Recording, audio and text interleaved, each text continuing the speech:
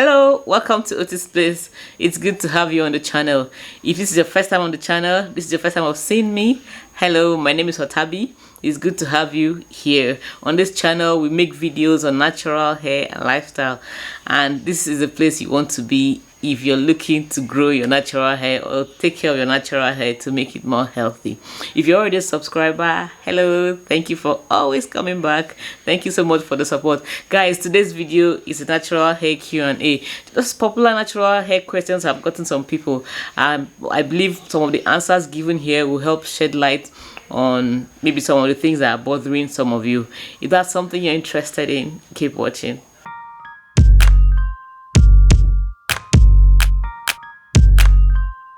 Now, I've written some of the questions, so you may see me looking down some of the time. It's just to make sure I do not miss any of the questions. Now, let's get right to it. The first question I'm going to be answering is, how long have you grown out your hair? Guys, I had my last relaxer. I think I've said this in some videos already. I had my last relaxer in September of 2018. I transitioned for 7 months, and by April 2019, I did my big chop. So yeah, that's how long I've been growing out my hair.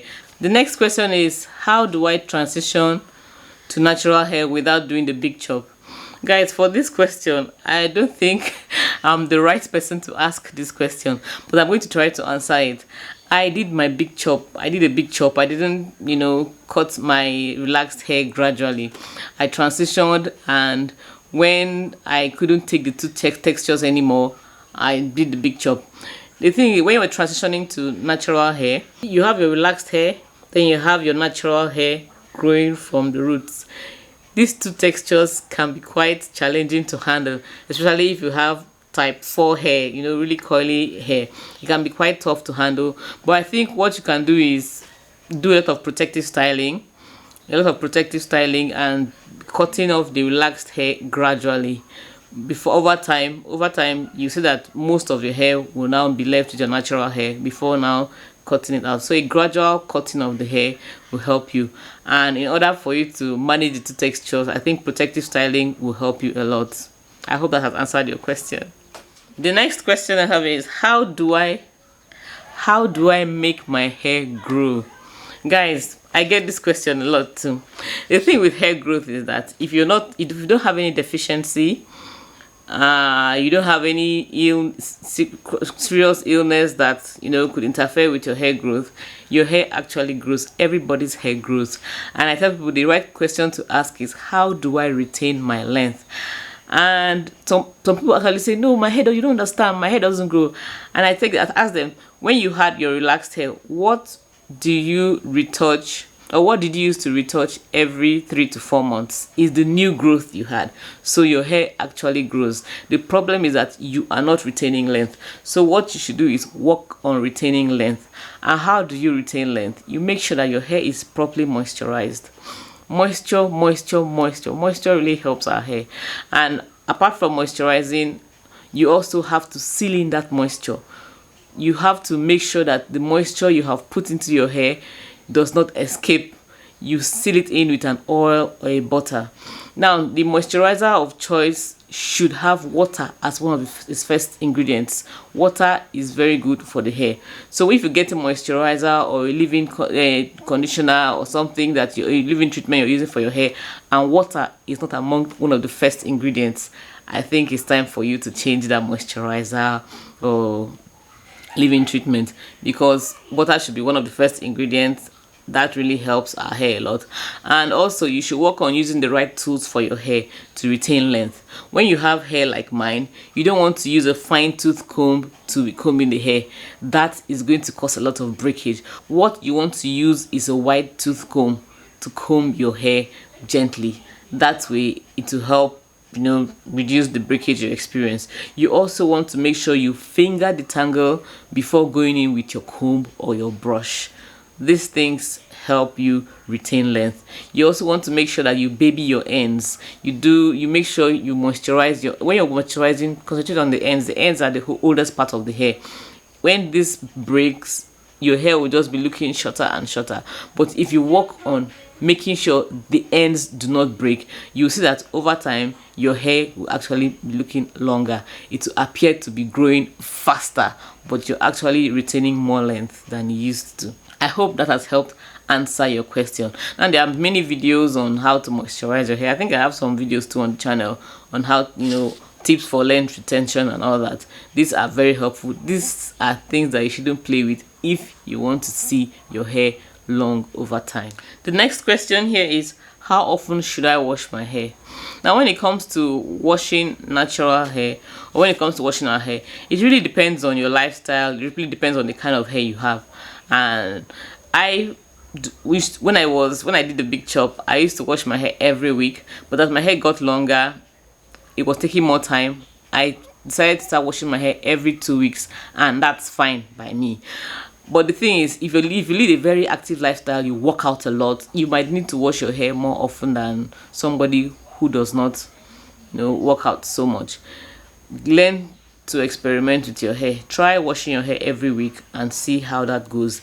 If you have a very busy life, try 2 times a week. Some people actually wash their hair once a month, the longer their hair gets. It really depends on you, depends on what you're able to fit in.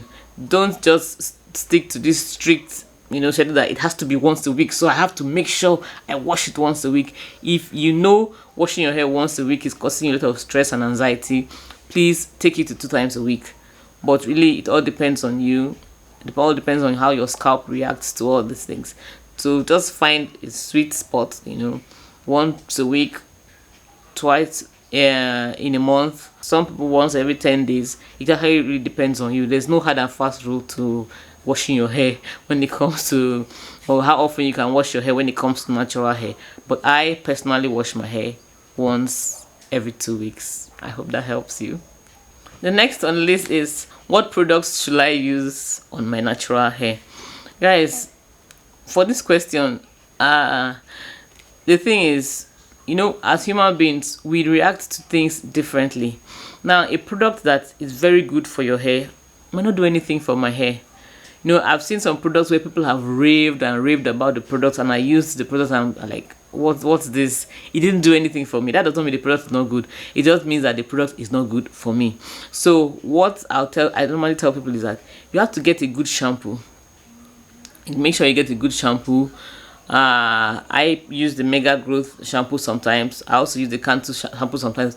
I use Shea Moisture shampoo sometimes. But you don't have to use any of these brands. Get products that will be good for you. If you're a beginner, what I'll advise is experiment with products that are not expensive, because experimenting with expensive products, to me, doesn't make much sense. But if you have the means, fine. But if you're just starting on a natural hair journey, you're trying to figure out what works and what doesn't work, go for products that are not really expensive.